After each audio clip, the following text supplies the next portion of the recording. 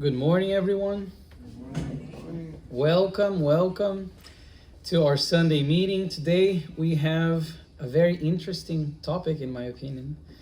And I always say it's an honor and a pleasure to be able to be here to talk about Spiritism, to share some of the information and the teachings that we can gather from this amazing movement and doctrine. And today the title, it's called Responsibility of Thought. And I specifically wrote it that way because I want us to think of thought as being this instrument, as being something that we're going to study a little bit more about the mechanisms of thought and how it operates in our lives, what we can impact with our thoughts, how we are impacted because of our thoughts as well. But the idea of the word responsibility is something that I wanted to bring, because whenever we're talking about our thoughts, our thinking, or the power of our minds, that's usually the word that comes with it, the power. We have a lot of books about the power of thinking positively, the power of thoughts. But I wanted something more than just power. I wanted to convey that thought is this, like I said, instrument that we have acquired through so many millennia of reincarnations, and that we now have at our disposal. But with that thought, with that instrument, with that power comes responsibility. And actually I was inspired by the pop culture, I guess, Marvel hero Spider-Man. In the movie in the early 2000s, there's that scene where his uncle says, with great power comes great responsibility. So that's what I wanted to convey with this. We have the thought, which has a great power, but with it comes great responsibility. And this, I was curious, where did this come from? Was this actually from Spider-Man? And in reality, no, they're saying some attribute that sort of idea of with great power comes great responsibility to Winston Churchill. Others go even further back to Voltaire, the philosopher. But if we go even further back, we're going to go to Luke chapter 12, and it says, those who are given much will have much demanded of them, and those entrusted with much will be asked for even more. That's something that Jesus told us. And we are entrusted with this mechanism, with this instrument of the thought, and with that comes what? Great responsibility. But let's understand a little bit more the physical aspect, or let's say the materialistic or material aspect of thought. And for that, we must go to Kardec in the book Genesis particularly, and of course others will also talk about this. But when he talks about the cosmic or the universal fluid, basically they say that there is no nothing. Nothing actually does not exist. Even if we think that there's nothing, let's say there's no air in the vacuum, or there's always the cosmic fluid, and this is the vehicle for thought, according to the studies that they've done. And we can find this in the book Genesis by Kardec, where he says that the universal fluid is a vehicle for thought, the same way that the air is the vehicle for sound. You are only listening to what I'm saying, the incarnate ones at least, because my words are being projected, and it's generating waves in the air. Those waves are going through your ears, and your brain is interpreting those words. The air is the vehicle of sound. We can very much understand that. But they're saying that the cosmic fluid is the vehicle for thought. But the difference, and the big difference, is that the cosmic fluid, which is in everything and everywhere, is way less limited than sound. It can manifest everywhere. It has unlimited radius, can reach infinity, can go distances and lengths that we have no idea still. So this is something for us to start to understand, to bring the thoughts or the mechanisms of thought from something very subjective. Oh, my mind can create my reality, which is nice and it's true, but it's still very subjective, to something more applicable, something that we can understand way better. And Kardec is going to say that the spirits are going to manipulate manipulate this cosmic or universal fluid in the same way that humans can manipulate the gases. Same way we can manipulate certain material things, the spirits can, through their thought and their will, focus on the word will here, they can manipulate the cosmic fluid to make it close, make the fluid close together, dissipate, create, destruct, etc., etc. And when we're talking about thought, one thing we'll encounter in lectures like this or talks like this is the words vibration, frequency. So I wanted to bring here this idea that when we think, let's make the analogy with the radio, when we're saying about being in sync, being in tune, let's think of the radio frequencies. And when we think, Kardec will say that we emit electromagnetic waves which carry energy. When we think, we emit these waves that carry energy. And our brain is this device, at least in our current state of evolution here as the immortal souls, is this mechanism or this generator of these waves. They move through space, they move through even time, in this movement through space that it's called vibration. They say that the pure spirits, or the spirits that are more elevated, they have this ability with their thoughts, because of the frequency, to have to go very far away and penetrate even the smallest things. And when we're talking about, so we think about an antenna. We're emitting our thoughts non-stop. In fact, science in the field of cognitive psychology have measured that we have, on average, 22,000 thoughts every day. 22,000 thoughts. And a question I sometimes ask my patients when we're talking about thought and things and thinking is, how many of those by the end of the day, if I asked you, how many were you aware of that you had throughout the day? And I asked them to give me like a ballpark number. 100, 1,000. Okay, let's say 1,000. That means there were 21,000 thoughts that you were not aware that you were having on that day. And it's very interesting for us to realize that, because how much attention are we giving to our thoughts? If we're saying that our thoughts emit this wave, electromagnetic wave, that is carried through the cosmic fluid or the universal fluid, it can create, it can destruct, it can change our reality and other people's realities. How much attention are we actually giving to that? What sort of antenna are we being when we're emitting these waves? Because up until even Spiritism came about, I'm going to say that we thought that our heads or our minds were this impenetrable fortress. My actions, people can see. My words, people can hear.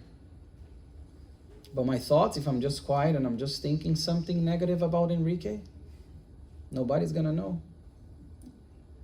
That's not true.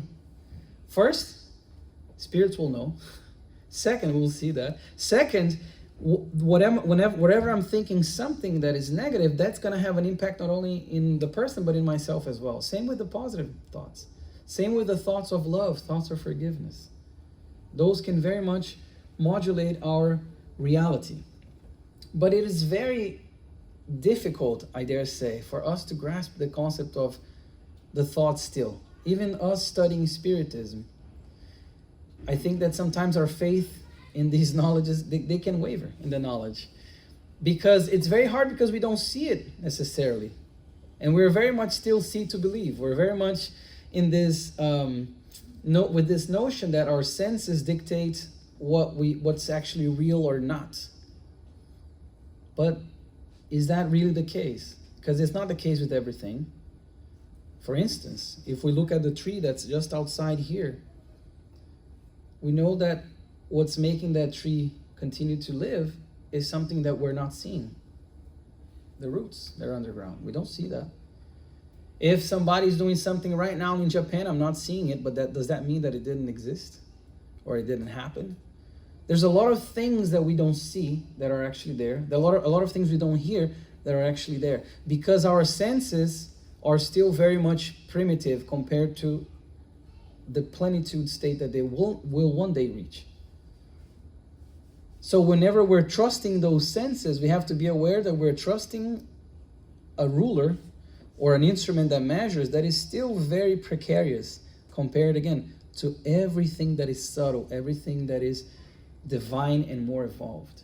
So our thoughts, in a way that they carry around, the way that we can, again, create, destroy, modulate, mediate our reality and the reality of others, is something that Kardec mentioned it being akin to the tolling of bells that vibrate. When a bell tolls, there vibrates the molecules in the air. Same way when our thoughts, when we're emitting those thoughts. And when we think of, again, being in a planet, being either discarnate or incarnate, ones that are listening to this, when we are in this planet, we are in the psychosphere of the planet. We are all interconnected, as if we are all in the same boat. Everything is this connection. Emmanuel is even going to say that our thoughts, the mental reflex lives at the base of life, or the foundation of life, meaning it's the foundation, what we're thinking, what we are cultivating in our inner temple lives at the foundation of life. And he even says that we breathe. Emmanuel says this, I thought was very visual. We breathe in the world of images we project and receive. We breathe in the world of images we project and we receive. And as we go even further down in this study, we see that in the books by André Luiz, in the Life in the Spirit World, there are other books by Kardec, Leon Denis. There are many different authors that talk about Manuel Filomeno de Miranda, psychographed by Divaldo. There are many different authors that have alluded, and I'll bring some here, an example in just a bit, but they have alluded to this, our thoughts, the idea of our thoughts creating these fluidic images. Remember the cosmic fluid? These fluidic images. And they are saying that even when we think of something, and they give the example, a negative example of somebody thinking of murdering someone, killing someone else. They talk about how this is reflected in the perispiritual envelope, and when they are thinking of that, even if they don't go and carry out that action, that thought already created that image, that movie, let's call it, because it's also a movie.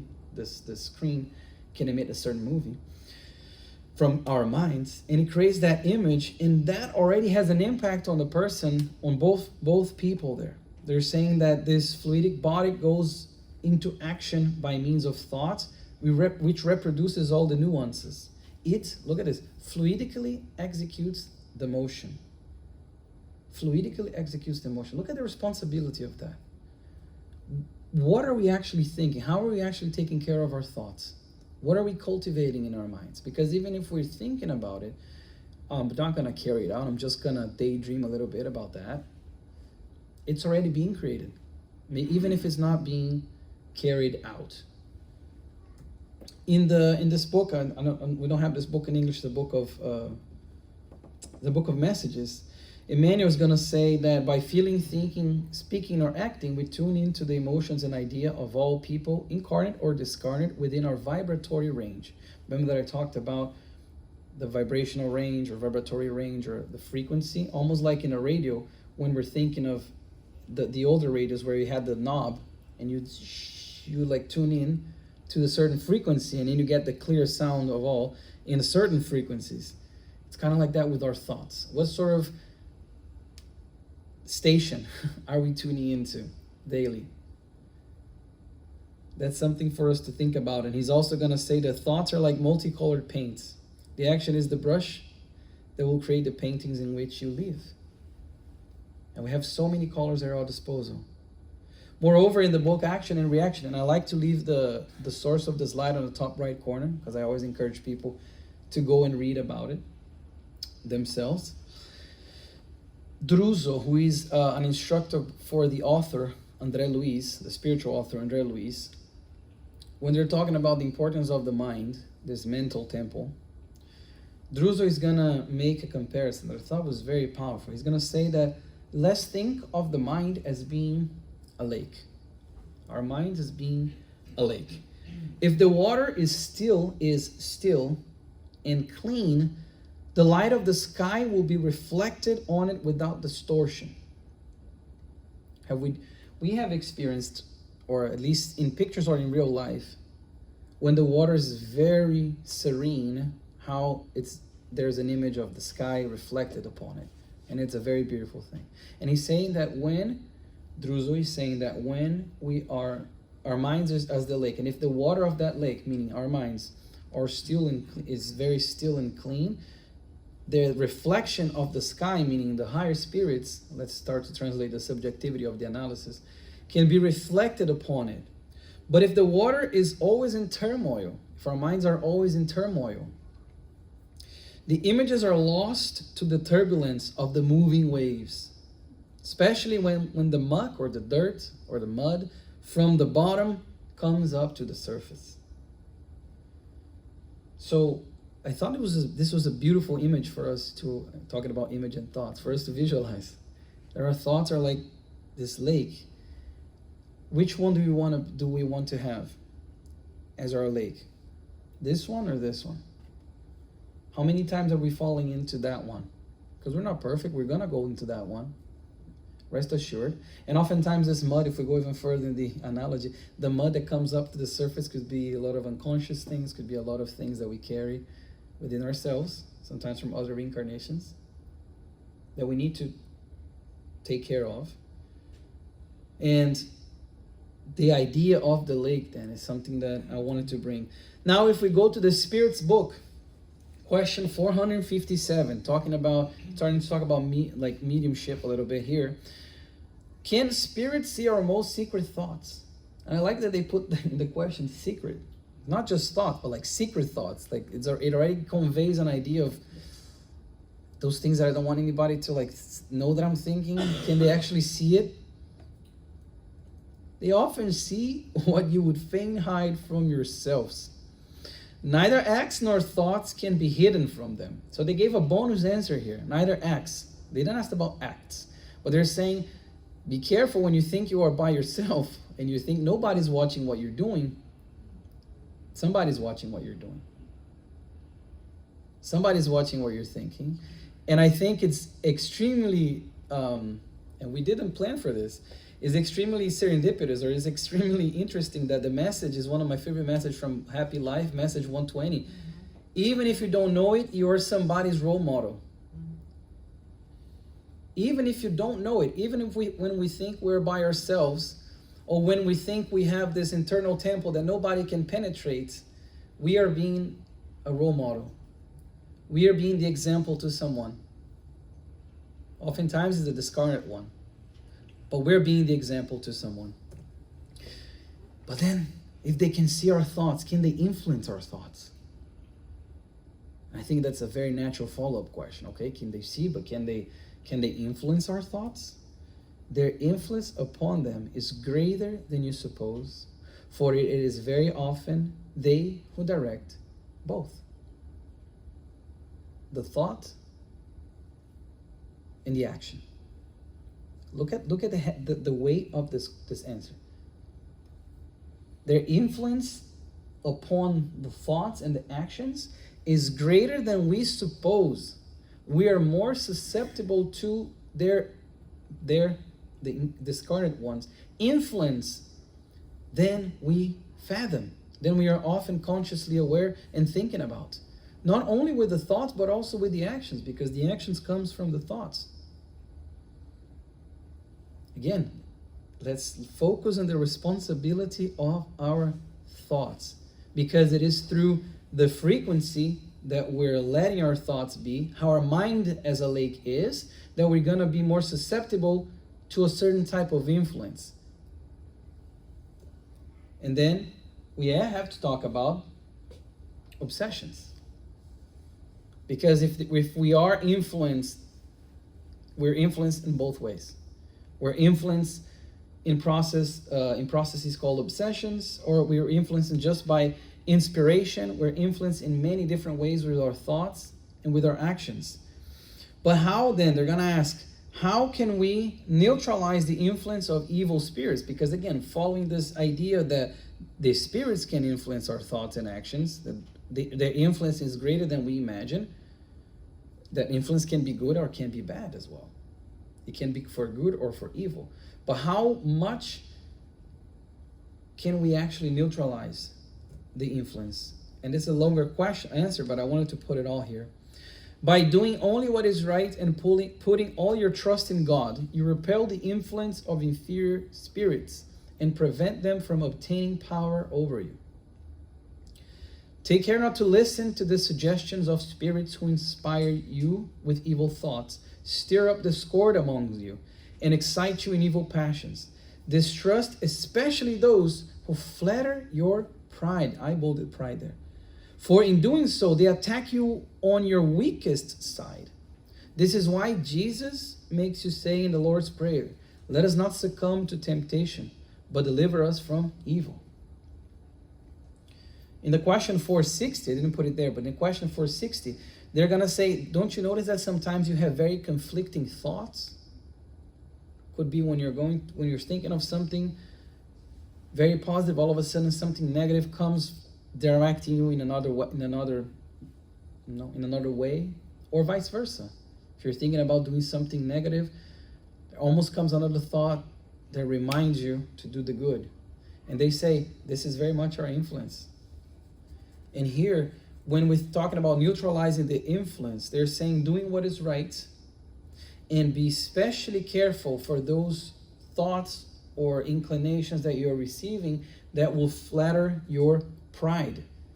Because pride and selfishness, as we learn, are the two biggest scourges, or the two biggest moral barriers, barriers to our moral advancement in today's society.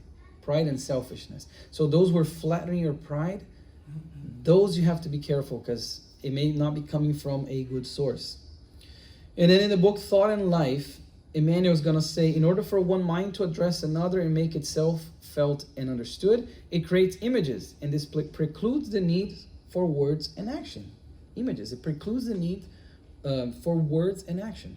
If the receiving mind is in attunement with the one seeking to control it, an active circuit is then formed. And I bolded, active circuit. So if the mind is attuned to the other one that wants to control it, they are both in the same frequency. Remember we were talking about frequency? They're both in the same frequency. They're attuned. There's an active circuit that creates from that. Later on, words and actions become a part of the process to consolidate the exchange. Thus, the condition of being spellbound is established. The obsessor and the obsessed begin to live and react reciprocally. Look at the word reciprocally.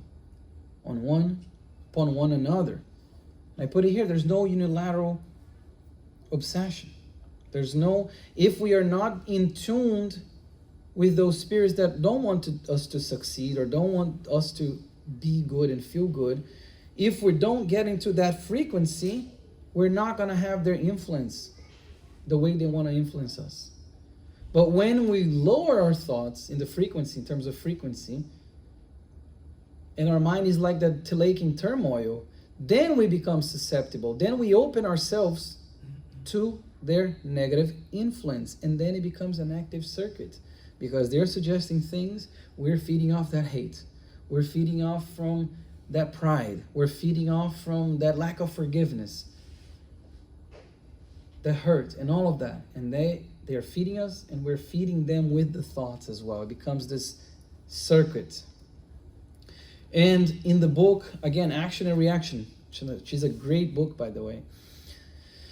Druso, again, he's talking with André Luiz and his friend Hilario, like they're in this situation where they see, in the spiritual world, they see this man that discarnated.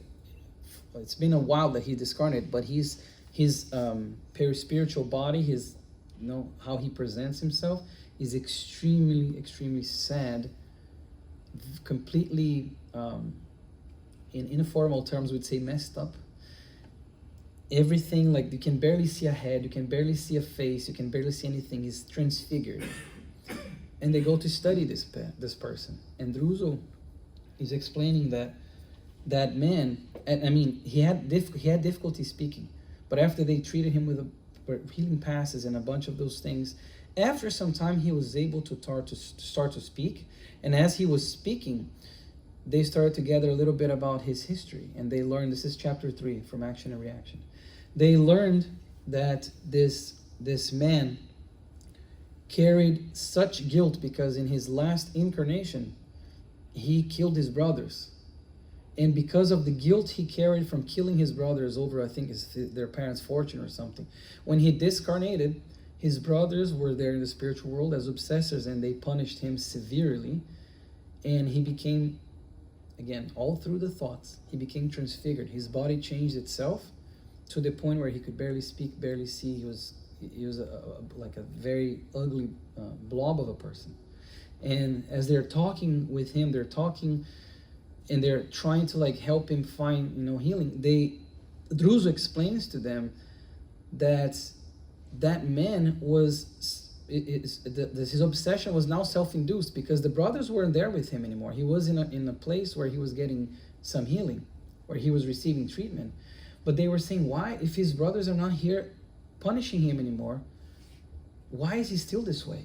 And then Druso talked about the importance of the thoughts and the self-induced obsession, meaning his thoughts creating his own reality and transforming his own body. So he said that an abnormal, even monstrous appearance is the result of the dominant imbalances in the mind, which, concentrating on certain impressions or hardened by suffering, temporarily loses control of the form, thereby allowing the delicate tissues of the perispiritual body to be tumultuously disturbed in an abnormal state. Perverse discarnate intelligence use what? These thoughts. Remember we talked about the manipulating the fluid? In the same way that an artist uses sketches drawn by a child. As an artist uses sketches drawn by a child. And there's also in this, I think it's in Action and Reaction as well, there's also this other example of this woman who was discarnate already, so she was in the spiritual world, and she kept getting terrorized by this demon, Belphegor, which is a demon from mythology that has a gold appearance, has horns and whatever. She was being terrified by that, but they realized that it was an obsessor that was gathering her thoughts of that demon and almost like animating it, as an animator would do. So she was giving them the material. She was basically giving them the pencil and the paper to draw whatever she was thinking. Look how, again, the importance of us being mindful of what we're thinking. And in the book Dramas of Obsession by Yvonne, psychographed by Yvonne, there's also this family of spirits that is upset, like they have this process of obsession with this other family, and you can see in their bodies that they're still bleeding from wounds of 400 years ago because their minds are so entrenched in that. So again, it's not only here, it's there, and it's basically everywhere we go. The thoughts will carry our reality with us. And I mean, if we think about André Luiz, when whoever saw the movie Nosso Lar, our home, or read the book, he's in this region, this very sad region. And this is a picture from the movie itself, and where there's all these spirits suffering, and all of that is fed by the thoughts of those who are there. And they explain in the book that the hellish reasons per se are inhabited only by those minds that were aware of their moral responsibilities, but deliberately ignore them with the foolish purpose of trying to deceive God. The hellish regions. And if we think about in the realms of mediumship, this book here, we talk about diseases and how those thoughts create reality, can it create disease as well. Disease as a result of moral imbalance survives in the perispirit, fed by the thoughts that generated it, when these thoughts persist after the death of the physical body. So hence why oftentimes we have an issue where somebody passes away, dies with a certain disease, and they get in the spiritual world and they're feeling the same pains they were feeling in their bodies. The thoughts are carrying that. Our thoughts spread our own emanations wherever they are projected. We leave spiritual traces where we cast the rays of our mind, just as an animal leave its characteristic odor in its own trail. You're talking about traces. When you think about these like footprints, we leave traces because our minds is the fluid. We leave these traces wherever we go, as we're thinking, as we're creating. And in the same book, we have two examples where the instructor Alos was talking to André Luiz, and he was mentioning that this watch, they were looking at this watch, and there was this couple, this scarlet couple, that would come to the watch every time.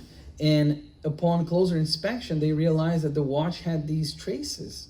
Imagine like the odor. Like how dogs can smell, they know the person by their odor, almost like something like that was impregnated in that watch, because the watch had they thought a lot about that watch. Clock. I think it was a grandfather's clock. And even this carnate, whenever they were thinking about the watch, or whenever somebody was in contact with the watch, it created a connection with them. Same with a mirror. And the mirror was an interesting one, because they saw this very sad, depressed woman next to a certain mirror, this scarlet woman. And they went to inspect it, and what they realized was that this mirror was from a French man who was in Brazil in 1791, year 1791, the French Revolution soon after. And in that period, he met this woman, he gifted her with a mirror, and he was going to marry her, but he had to go back to France for a little bit. So he gifted her with the mirror, and he went back to France, promising to come back to Brazil, but he never came back to Brazil.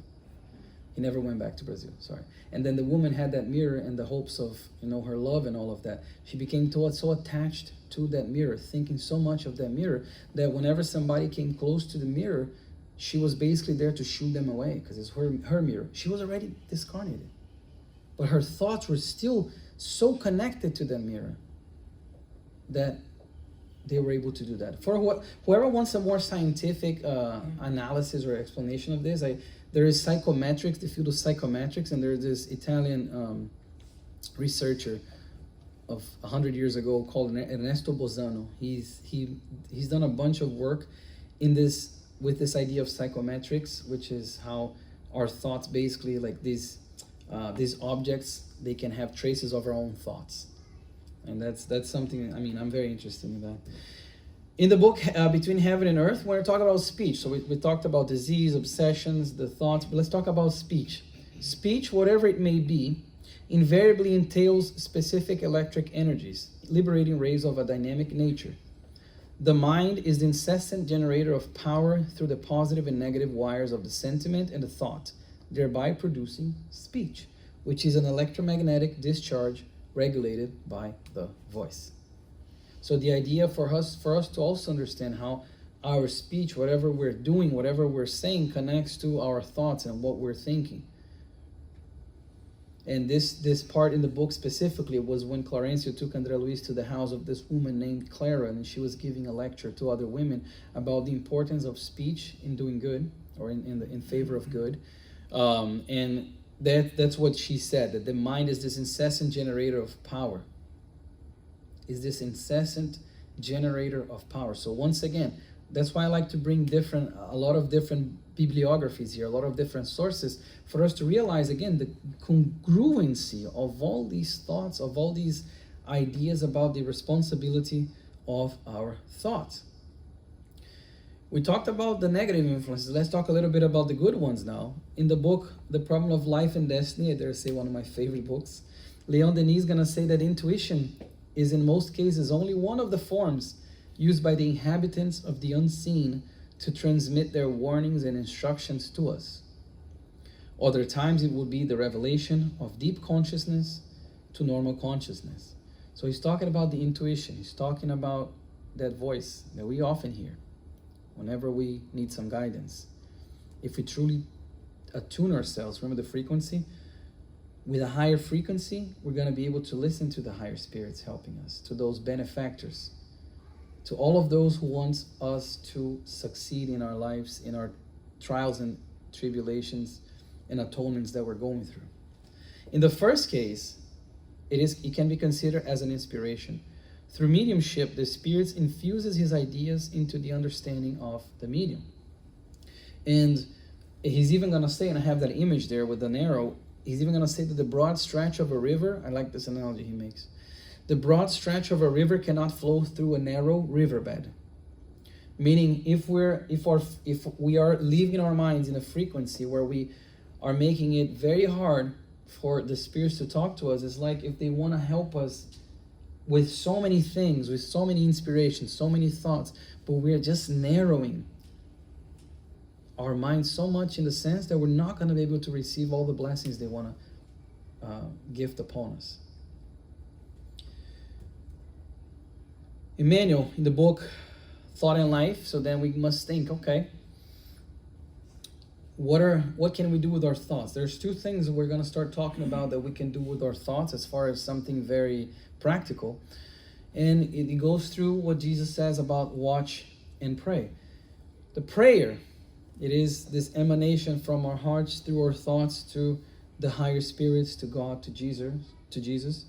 The prayer that he's going to say gives a spark to the hidden energies of the heart and releases them by the living and image-forming power of thought. In turn, these images that we created through our thoughts, they ascend to the higher spheres, touching the minds of both visible and invisible entities around us. And as a result of this contact, we will receive answers from the divine plane. Here's another author talking about how we can get this intuition, how we can get this help through our mental connection with them. Through the prayer, when we're asking from deep down for help, for guidance. When we're giving or we're saying a prayer of gratitude. That's how we're connecting with those higher spirits. And he's saying here that those images that we create with our thoughts, they're going to send to the higher spheres. There's no prayer going to waste. And I think the best example I can think of for this one is in the book Between Heaven and Earth, the one from the previous slide, where she's right in the beginning of the book, the daughter, she's having, the stepmother is having a lot of trouble. So the daughter, she prays to her mother who passed away for her mother to help the stepmother and help the family. But what she doesn't know, the daughter, is that the biological mother, is an obsessor of the stepmother. So she's in a frequency, a vibrational frequency, that the higher prayer from the daughter cannot reach that frequency of the biological mother, because she herself is not a condition to help, because her thoughts are very much of hatred towards the stepmom. But her prayer does not go to waste. It's called a refracted prayer.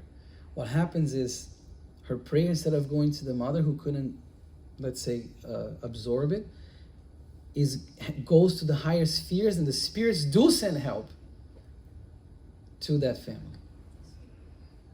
So no prayer done with the heart will go to waste. No thoughts, this image-forming thoughts of this child, of anybody who wants that help, even if the person they're asking the help cannot help them, somebody will. To think, then, we learn, is to create. All human endeavors are the results of the human thoughts. Emmanuel is going to tell us in the book Our Daily Bread. It says the evil and the good, the beauty, the ugly and the beautiful lived in the mental foundation that first created them.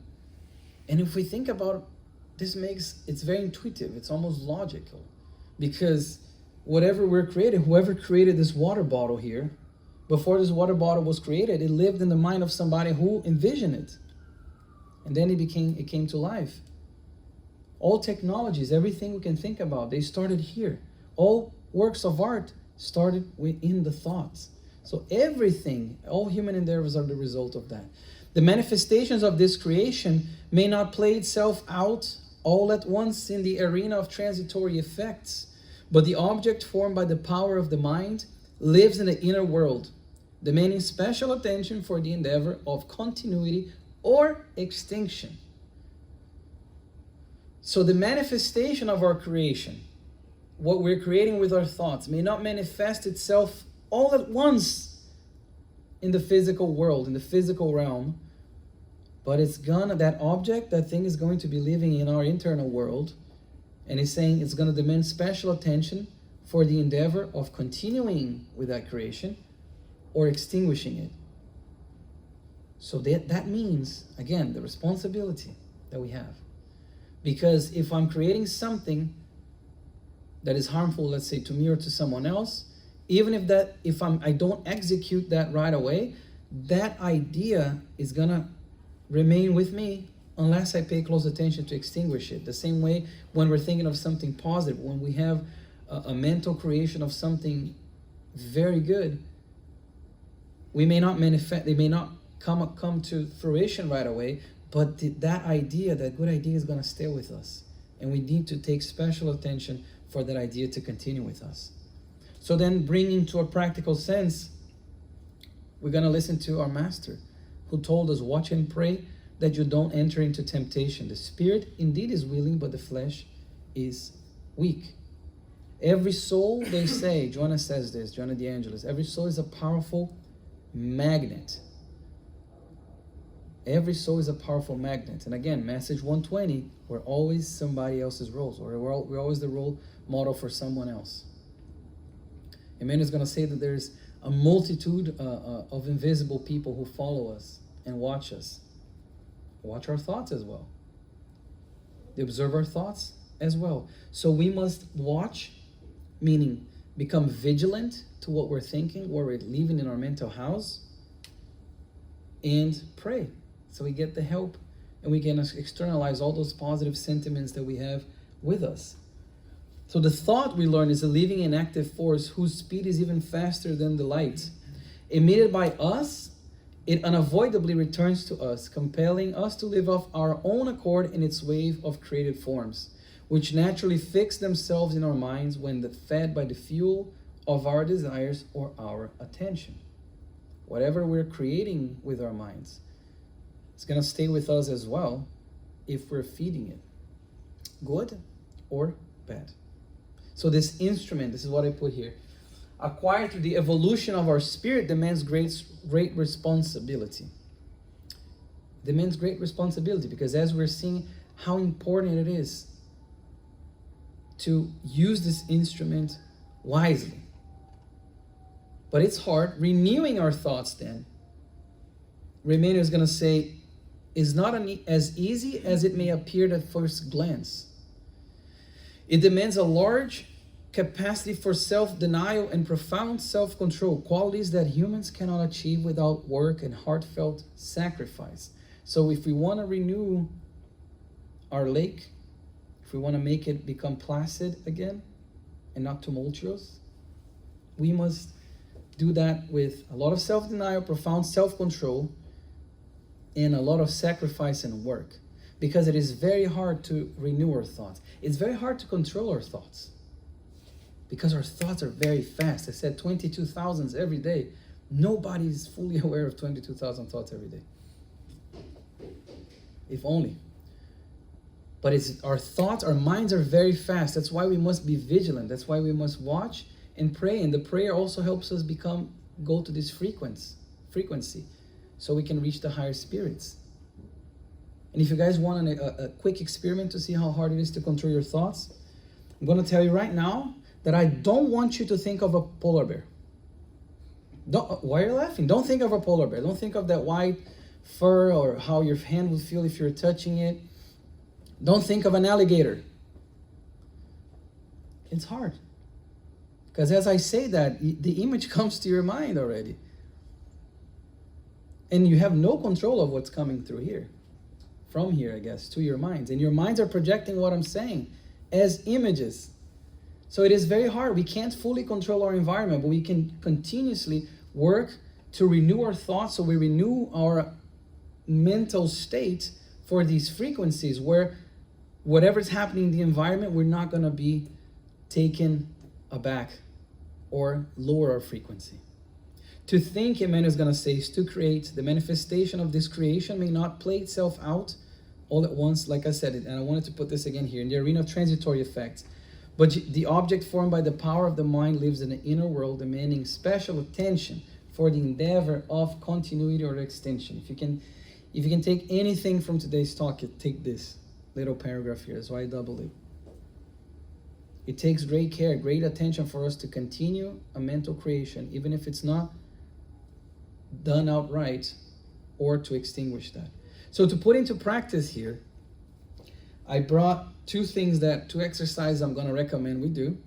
For the watch, since it's very hard to control our thoughts because of our environment, because we often cannot control the environment. For the watch exercise, I'm going to recommend that we control our environment to some extent by doing 10 minutes of reading.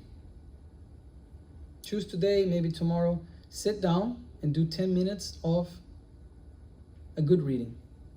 Get a book by Emmanuel, by Joanna, by Kardec, whoever you want. Just do 10 minutes of reading. This way you're going to be controlling your environment.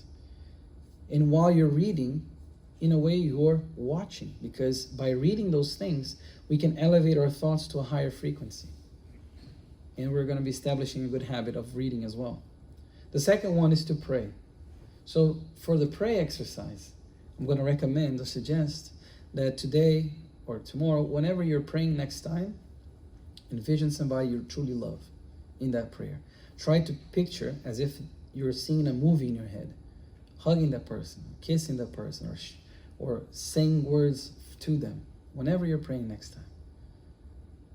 And asking the spirits to be with that person.